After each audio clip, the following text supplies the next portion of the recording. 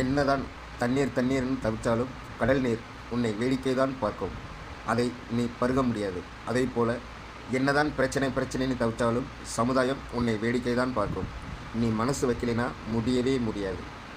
சற்று நம்பிக்கை வைங்கள். நம்பிக்கை என்றும் கைவிடாது. எது வேணாலும் கைவிடலாம், யார் வேணாலும் கைவிடலாம். பட் நம்பிக்கை ஒன்று மட்டும்தான் முயற்சியை விட ஒரு விடாமுயற்சியை நமக்கு கொடுக்கும். ஆகையால் தயவுசெய்து எல்லோரும் நம்பிக்கையுடன் பொறுமை காருங்கள். ஓகேங்களா? ஓகேங்க சார். ஓகேங்க மேடம்.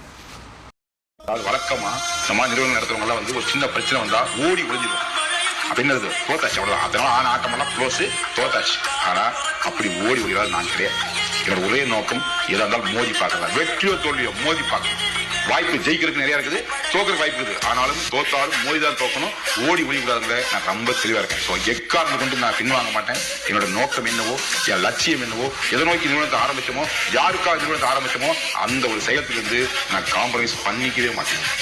இந்த ஒரு உணர்வுக்காக, இந்த ஒரு அக்கறைக்காக, இந்த ஒரு அன்புக்காகவே என் உயிருள்ளபடி இந்த பிசினஸ் நிலைநிறுத்தி டெவலப் பண்றதுக்கு கடைசி வரைக்கும் போராடுவேன். உங்கள் சக்தியோடு, இறை சக்தியோடு, இயற்கை சக்தியோடு நம்ம என்ன நினைச்சோமோ அதை கூட்டு அச்சீவ் பண்ணுவோம். ஏனென்றால் இது மக்களின் நிறுவனம், மக்கள் நிறுவனம். மக்களால் மிகச்சிறப்பாக நடத்தி காட்டி உலக சரித்திரத்தில் இந்த வியாபார சந்தையில நாம யாருங்கிறத நிச்சயம் வைக்கணும். எத்தனை தலைவர்களா சரி, யார் தெரிவித்தா சரி, நம்ம வெற்றியை இந்த இடத்துல there is no compromise நிலைநிறுத்தியே தீர்வோம். உங்கள் ஒத்துழைப்போடு.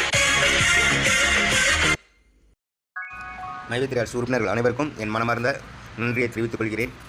தயவுசெய்து கொஞ்சம் வெயிட் பண்ணுங்கள். எல்லாருமே எனக்கு கால் பண்ணி கேட்குறீங்க, சார் நம்பரிங் வந்துருச்சு, இன்றைக்கி நம்பர் ரிஜிஸ்டர் ஆயிடுச்சு, எப்போ சார் ஏரிங் வரும் அப்படின்னு சொல்லி கேட்குறீங்க.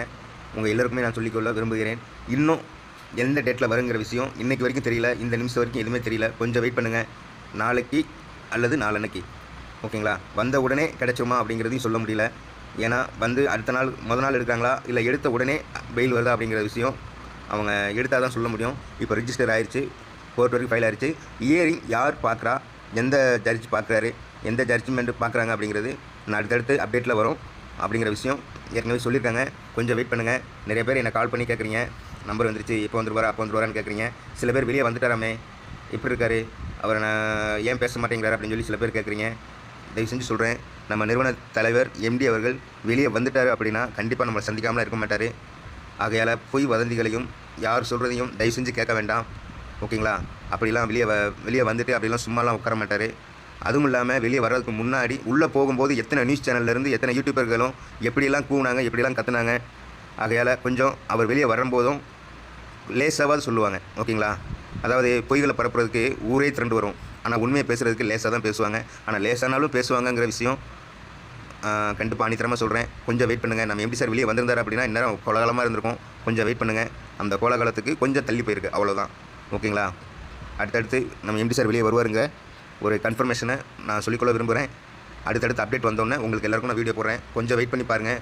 நல்ல விஷயம் நடக்கும். நல்ல விஷயங்கள் நடக்கும்போது கொஞ்சம் தள்ளி போகலாம், பட்டு அது நீந்து போகாது.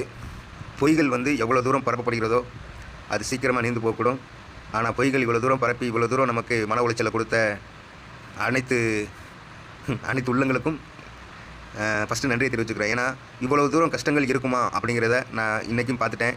நிறைய பேருக்கும் கஷ்டங்கள் ஒன்று போல் கிடைச்சது அப்படின்னா அது எப்படி இருக்கும் அப்படிங்கிறத இன்றைக்கி நான் உணர்ந்துட்டேன்.